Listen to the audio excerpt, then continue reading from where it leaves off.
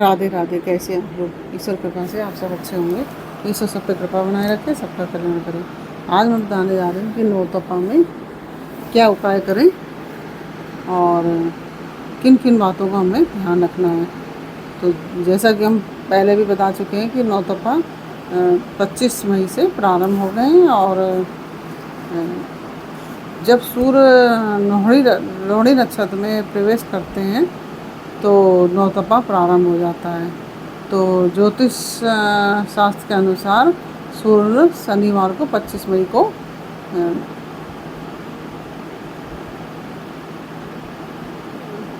सुबह 3:15 पर रोहिणी नक्षत्र में प्रवेश कर चुके हैं और यह 2 जून तक रविवार तक रहेंगे और ये 9 दिन नौतपा रहेगा।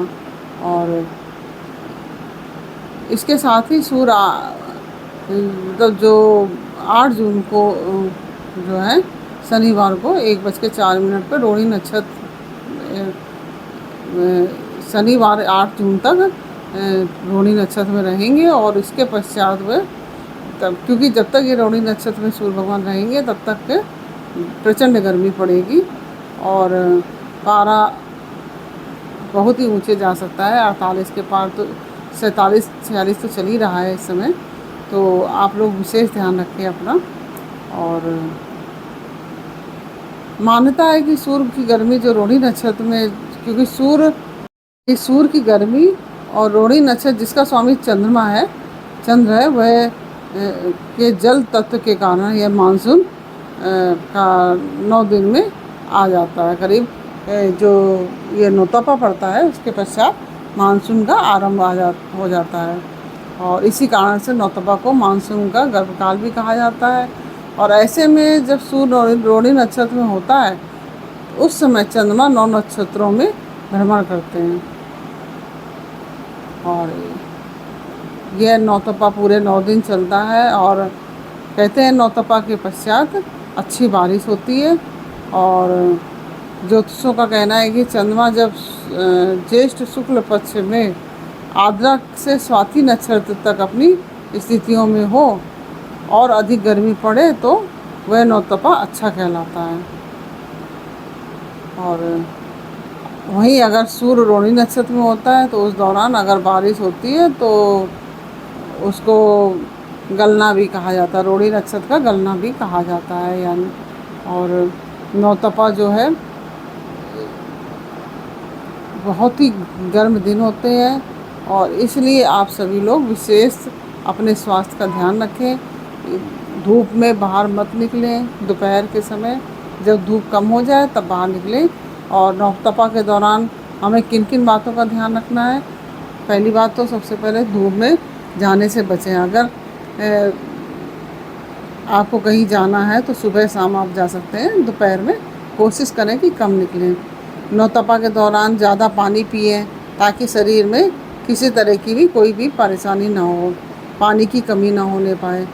और साथ ही राहगीरों और ज़रूरतमंदों को भी जल पिलाना चाहिए, जैसे जल दान करना चाहिए। मानता है कि इस समय पौसाले वगैरह भी लगवाने चाहिए, जिससे कि कोई किसी को मान लीजिए कोई प्यासा है तो पौसाला अगर आपने लगवाया तो वो पानी पी सकता है।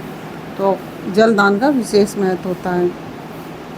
और जैसे गर्भवती महिलाएं हैं या बीमार व्यक्ति है वो तो बहुत ही ध्यान रखें नौतपा के दौरान। और इसके अलावा मान्यता है कि नौतपा के दौरान प्यासे को जल पिलाने से भगवान सूर्य की विशेष कृपा प्राप्त होती है। और अगर आप प्यासे को जल पिलाते हैं, पौधे लगवाते हैं तो इससे आपके घर सुख समृद्धि चलकर आती है। और नौतपा के दौरान सूर्य देव की उपासना करना चाहिए और जो आदित्य हृदय स्तोत्र का पाठ भी करना चाहिए और भगवान सूर्य को अर्घ्य भी देना चाहिए। और यदि आपकी कुंडली में सूर्य की स्थिति कमज़ोर है तो और यदि आप उसको मजबूत करना चाहते हैं तो सूर्य भगवान को जल ज़रूर अर्पित करें और आदित्य हृदय स्तोत्र का पाठ करें। और इसके अलावा आप अगर सफ़र में बाहर जाना चाहते हैं तो कम से कम जाएं और पानी पिए। आप गमछा वगैरह सर में बांध के अच्छे से, जिससे कि लू लपट आपको ना लगे, इसलिए विशेष ध्यान रखें और बासी भोजन से परहेज़ करें। तो इस समय विशेष ध्यान रखना चाहिए क्योंकि गर्मी बहुत पड़ रही है, भोजन भी बहुत जल्दी ख़राब हो जाता है। तो इस समय आप प्याज का सेवन करें तो लू लपट कम लगेगी। तो अगर आप प्याज खाते हैं तो, अगर नहीं खाते हैं तो पानी वगैरह खूब पी के निकलें, तो उससे जैसे कि डिहाइड्रेशन वगैरह आपको ना हो। और अगर आपको मान लीजिए कोई थोड़ी सी परेशानी हो रही है तो आप उसमें ORS या इलेक्ट्रॉल आदि पानी में डालकर पी सकते हैं, उससे आपको एनर्जी प्राप्त होगी। तो इस तरह से आप अपना नौतपा के दौरान विशेष ध्यान रखें, जिससे कि आप समस्याओं से बचे रहें और पेड़ पौधे लगवाएं, जल दान करें, शरबत दान करें, ये सब। और पंखा वगैरह भी दान करना चाहिए, जो आते हैं ना पंखे डुलाने वाले, उसको भी दान करना चाहिए। और इस तरह से आप दान पुण्य करेंगे तो बहुत ही आपको सुख समृद्धि की प्राप्ति होगी, और जिसको आप दान करेंगे उसको भी सुख प्राप्त होगा। तो इस तरह से जलदान, शरबत दान करना चाहिए और पौधे अवश्य लगाना चाहिए। पेड़ इस समय नौतपा के दौरान लगाए जाते हैं, जिससे कि सभी को छाया प्राप्त हो सके। तो जैसे आपने इस नौतपा लगवाया तो इस समय तो छाया नहीं प्राप्त होगी, लेकिन वही अगले साल तक पौधे बड़े हो जाएंगे पेड़, तो वो सबको छाया देंगे पथिक को, तो इससे भी आपको पुण्य की प्राप्ति होगी।